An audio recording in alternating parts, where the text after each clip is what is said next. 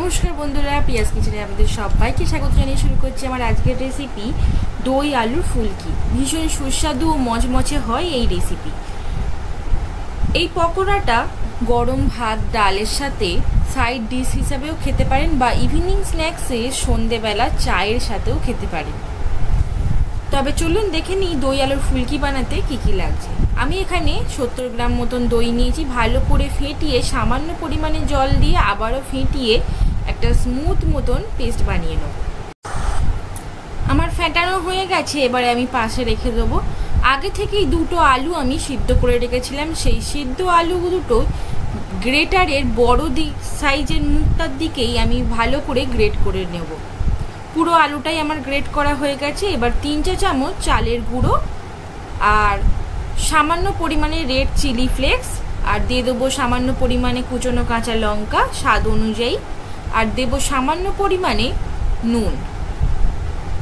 এবার আস্তে আস্তে দইয়ের ঘোলটা দিয়ে দেবো। দইয়ের ঘোলটা দিয়ে ভালো করে সব কিছুটার সঙ্গে মাখিয়ে নেব। এটা আমি কিন্তু কোনো ব্যাটার হিসেবে তৈরি করব না, আমি একদম থকথকে মতন করে রাখবো যাতে পকোড়ার মতন ভাজা যায়। এবার কড়া নিয়ে নিয়েছি, কড়ার মধ্যে একদম 1 চামচ মতন তেল দিয়ে হাফ চামচ মতন জিরে দিয়ে দিয়েছি। এতে জিরের ফ্লেভারটা খুব সুন্দর আসে। জিরেটা একটু ভাজা হয়ে গেলেই দিয়ে দেবো ওই আলু মাখাটার মধ্যে।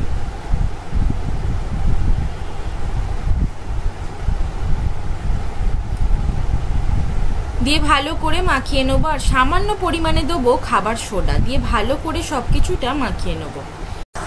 আমি ওভেনে তেল গরম করতে বসিয়ে দিয়েছি। তেল গরম হয়ে গেলেই একে একে পকোড়া ভাজার জন্য আমি ছেড়ে দেব।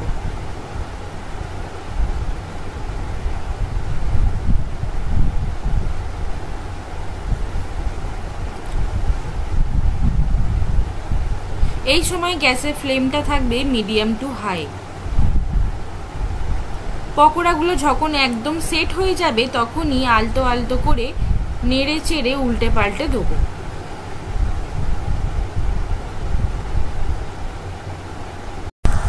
গোল্ডেন ব্রাউন হয়ে গেছে, আমি একে একে পকোড়াগুলো ছাঁচা দিয়ে তুলে নেব।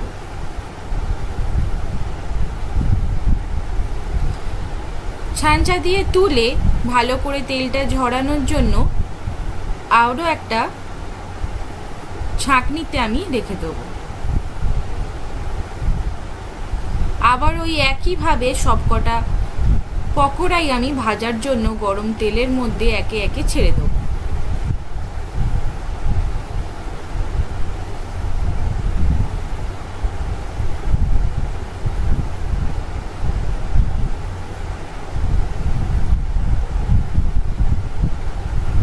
পকোড়াগুলো যেই সেট হয়ে যাবে তখনই খুন্তি দিয়ে ভালো করে একটু নেড়ে ছেড়েই এপিট ওপিট করে দেবো।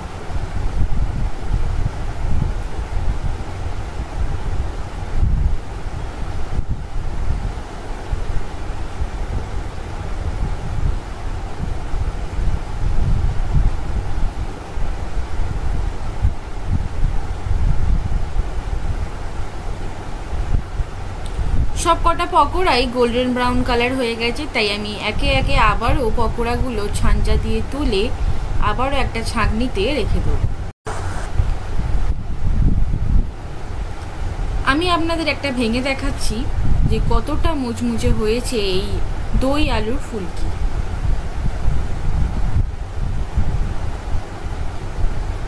হাত দিয়ে একটুখানি চাপ দিলেই ভেঙে যাচ্ছে আর খুবই মুচমুচে হয় এই দই আলুর ফুলকি।